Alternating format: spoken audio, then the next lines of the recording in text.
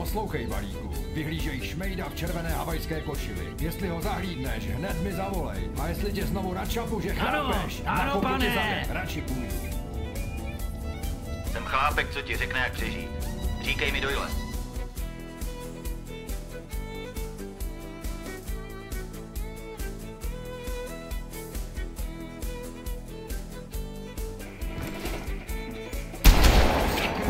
Chceš toho víc? Dostat to!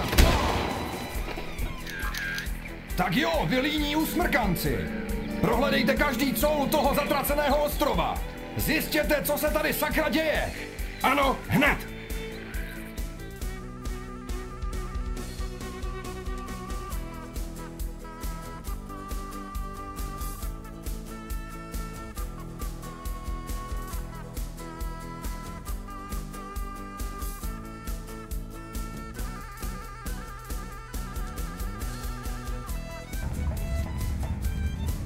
Vylákejte ho!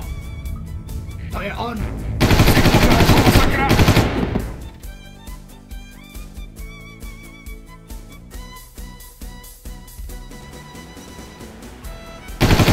Zpátky, sakra!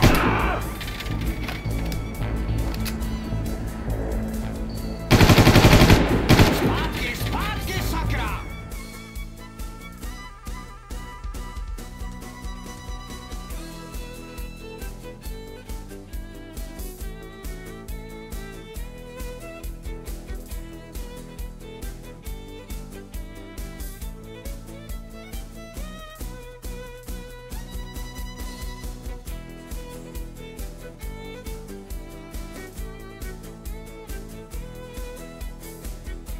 Takže před čím to chráníme?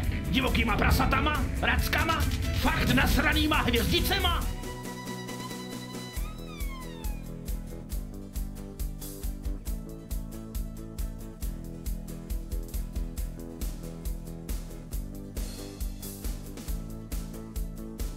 Pokusné subjekty vykazují nadlidské schopnosti, ale jsou poněkud nestabilní.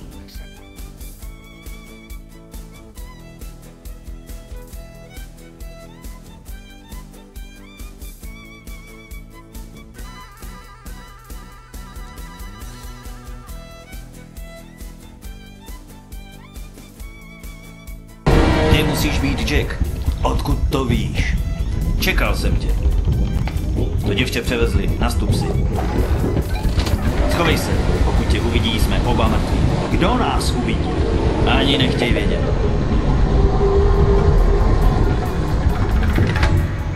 Budu napřít.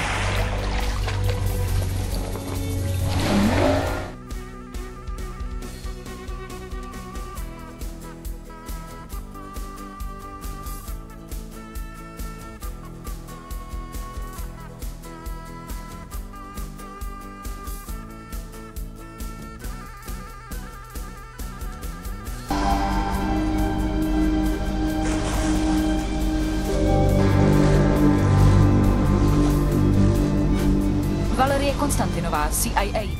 Doyle, ty věci jsou obrovské. Co jsou k sakru zač? Slyšel jsem nějaké zvěsti. Žoldáci jim říkají tlusťuši. Měj si na ně pozor, jsou slušně vyzbrojení. Tak na to už jsem přišel sám. Zemí a najděte klece s nevycvičenými trigeny. Vypuste je. To by mělo bezpečnostní jednotky na chvíli zdržet. Rozumím. Nevycvičení trigeni? To jako, že někteří z nich jsou vycvičeni? Jdeme.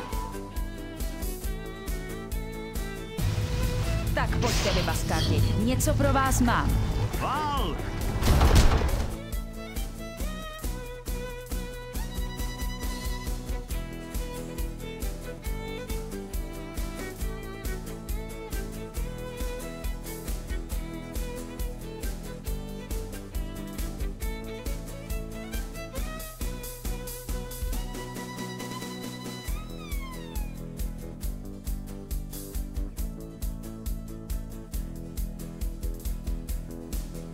Vládnout, musíme sehnat atomovku.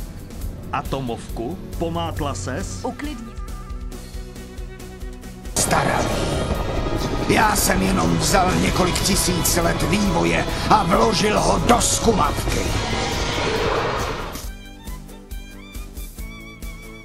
Jdu si pro tebe, kamarád. Neop opustíš tento ostrov živý. Vím, že mi neuvěříš, dokud ti nebudu mířit pistolí na hlavu, ale je to pravda. Nemůžeš to změnit, nemůžeš změnit budoucnost. Možná ne, ale můžu zařídit, že ty v ní už nebudeš. Pitomče.